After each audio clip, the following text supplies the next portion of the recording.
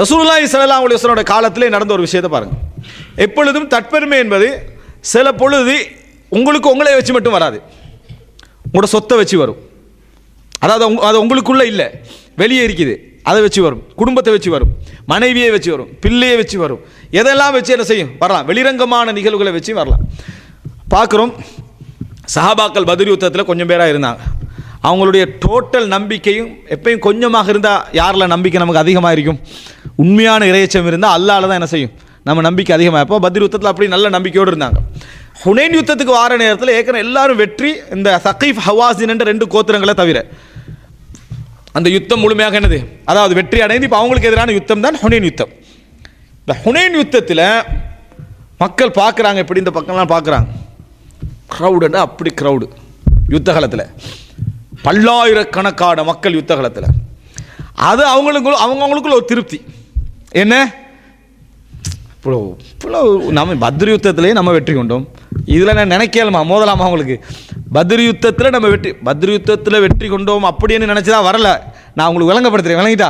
அதாவது நம்ம அந்தந்த மாதிரி பெரிய பெரிய இந்த அதை சின்ன சின்ன யுத்தங்கள் எல்லாம் பெரிய பெரிய யுத்தங்கள் எல்லாம் சின்ன க்ரௌடோடு என்ன செஞ்சுக்கிறோம், வெற்றி பெற்றிருக்கிறோம். இது என்ன பெரிய க்ரௌடு, இதில் நமக்கு மோதவே முடியாது என்கின்ற அளவில் அவங்க நினைக்கிறாங்க.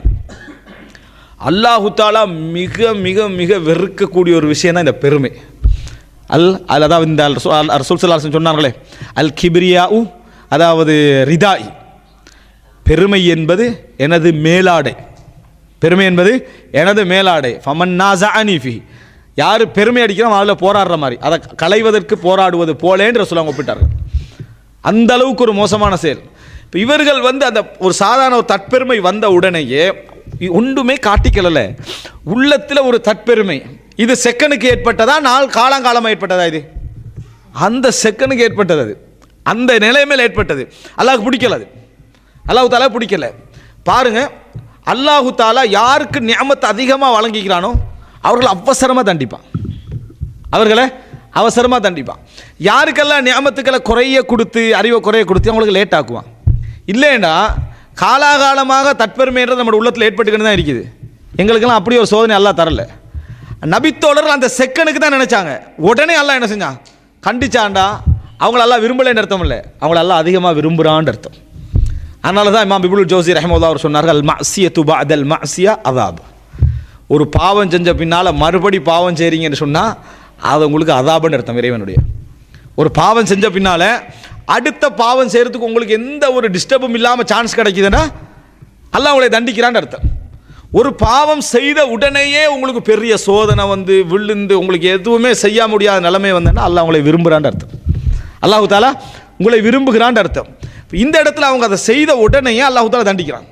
அல்லாஹ் தஆலா சொல்கிறான், அதாவது லக்கத் நஸரக்குமுல்லாஹு ஃபீ மவாத்தின கஸீரத்தின் வ யௌம ஹுனைன். அல்லாஹ் உங்களுக்கு பல இடங்களில் உதவி செஞ்சிருக்கிறான். ஹுனைனுடைய நேரத்திலும் உதவி செய்தான். இஸ் அஅஜபத்கும் கஸ்ரத்துக்கும் ஃபலம் துக்னி அன்கும் ஷைஆ. உங்களது க்ரௌடு உங்களுக்கு பெருமையை தந்தது.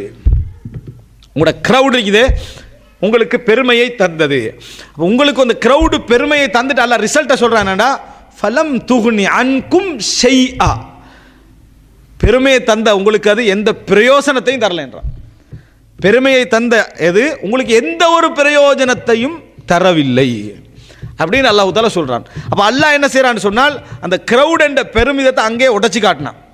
அந்த க்ரௌட் என்ற பெருமிதத்தை கடைசியில் ரசூல் ஸல்லல்லாஹு அலைஹி வஸல்லம் அவர்களும் ஒரு சில தோழர்களும் நின்று பிடிச்சித்தான் அந்த யுத்தத்தை திருப்பி கொண்டு வர வேண்டியிருந்துச்சு. அந்த ரசூல் ஸல்லல்லாஹு அலைஹி வஸல்லம் அந்த இஹ்லாஸாக ஆரம்பத்தில் பையத்து செய்ய நபி தோழர்களை அழைத்து தான் அந்த யுத்தத்தை மறுபடி பழைய நிலைக்கு என்ன செஞ்சாங்க, கொண்டு வந்தார்கள். அப்படி என்று சொன்னால் என்றைக்கும் புரிந்து கொள்ள வேண்டும், இஸ் அஜாப், நமக்கு எதை ஒன்றை வைத்தும் என்ன செய்யக்கூடாது, இந்த அஜாப் வரக்கூடாது, இந்த தற்பெருமை வரக்கூடாது. சில பொழுது உள்ளத்தில் தற்பெருமை இல்லாமல் இருக்கும், ஆனால் அந்த வார்த்தையை நம்ம சொல்கிறதுல பிரச்சனை இல்லைன்னு நினைப்போம். நம்ம உள்ளத்தில் இல்லாது விட்டாலும் கூட வார்த்தையில் தற்பெருமையுடைய வசனமாக இருந்தால் அதை என்ன செஞ்சிடணும், விட்டுறணும். நம்மகிட்ட ஒரு பழக்கமே, நம்ம பெருமைக்காக வேண்டி சொல்லலை அப்படின்ட்டு பெருமையாக தான் சொல்கிறது, புறத்துக்காக வேண்டி சொல்லலைன்னு பேசுறது புறம் தான், வணங்கிட்டா. சொல்லி காட்டுறதுக்கு சொல்லலைன்னு சொல்லி காட்டுறது தான் செய்கிறது. அந்த முன்னுரை எப்படி இருக்கும்னா அது இல்லாத மாதிரி என்ன செய்ய இருக்கு. இவருக்கு மற்றவங்களுக்கு என்ன டிஃபரெண்ட்னா, இவர் முன்னுரை சொன்னாரா, அவர் முன்னுரை சொல்லலை, இவ்வளவு தான். ஆனால் ரெண்டு பேரும் செய்கிற வேலை என்ன, நான் பெருமைக்காக சொல்லலைன்ட்டு பெருமையை சொல்கிறது.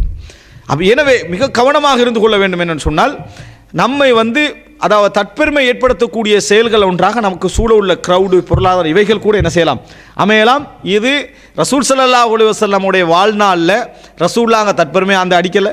அபூபக்கர் ரதியல்லாஹு, உமர் ரதியல்லாஹு, உஸ்மான் ரதியல்லாஹு, அலி ரதி, அவங்க யாருமே என்ன செய்யலை, தற்பெருமை அடிக்கலாங்க. ஆனால் சோதனை அவங்களுக்கு சேர்த்தா வந்துச்சு.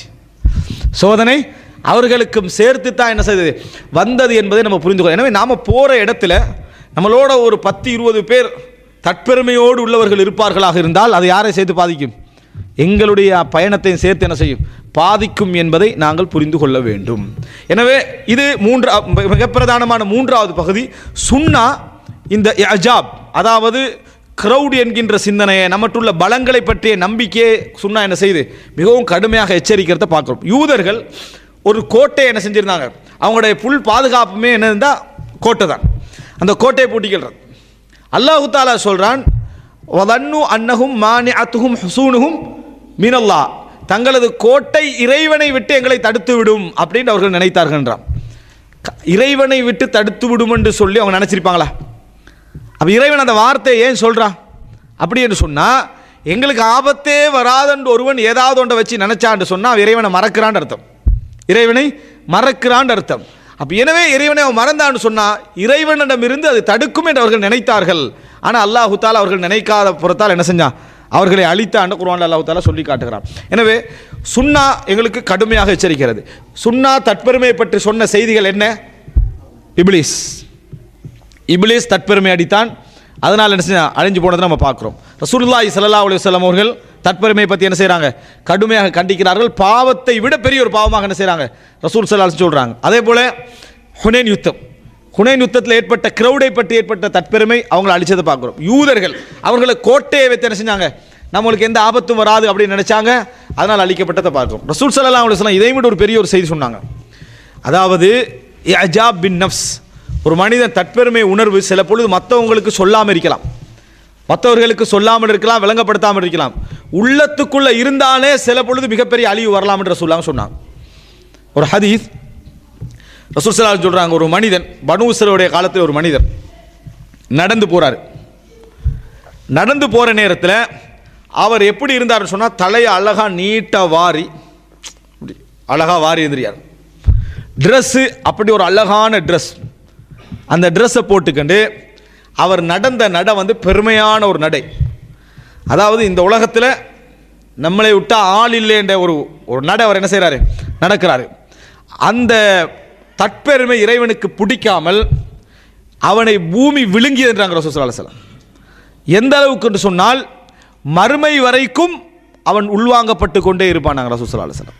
சஹீஹ் புகாரில் வருது, மறுமை வரைக்கும் உள்ளே இழுக்கப்பட்ட அவன், அதாவது எல்லா மனிதர்களுக்கும் ஒரு இடத்த அல்லாஹ் வச்சுக்கிறான் இந்த உலகத்தில், அந்த நிலையோட அவன் நின்றுவான். அது கீழே அது என்ன செய்யாது, போகாது. ஆனால் பூமியுடைய அடித்தட்டு எதிர்க்குதோ அது வரைக்கும் உள்வாங்கப்பட்டு கொண்டே இருப்பான் ரசூலுல்லாஹி ஸல்லல்லாஹு அலைஹி வஸல்லம் சொன்னாங்க. புகாரியில் வரக்கூடிய செய்தி. அவன் செஞ்சது எதுவுமே இல்லை, தற்பெருமை. ஆனால் தற்பெருமை அவனுக்கு 100% இருந்திருக்கு. அவனுடைய ட்ரெஸ் ரசூலுல்லாஹ் சொல்கிறதேண்டா, அவனுடைய ட்ரெஸ்ஸும் அவனுடைய முடியுடைய அழகும் அவனுடைய நடையும், இந்த மாதிரியான ஒரு நிலையின் காரணமாக அவனுடைய உள்ளத்தில், அதாவது முஜபும் பினஃப்ஸிஹி, தன்னை பற்றி ஒரு பெரிய ஒரு தற்பெருமையோடு அவன் நடக்கிறான். அந்த நடையால் அல்லாஹ் என்ன செய்தான், அவனை இப்படி பூமி விழுங்க செய்தான் என்று சொல்லி ரசூலுல்லாஹி ஸல்லல்லாஹு அலைஹி வஸல்லம் அவர்கள் சொல்லக்கூடிய செய்தி நம்ம பார்க்குறோம். அப்போ இன்னொரு ஹதீஸில் வருது என்ன, ஒரு செருப்பு அழகாக இருக்கணும், ஷர்ட் அழகாக இருக்கணும்னா பெருமை இல்லை. ஆனால் பெருமை இல்லைன்னா என்ன, அழகாக இருக்கணும்னு நினச்சா பெருமை இல்லை.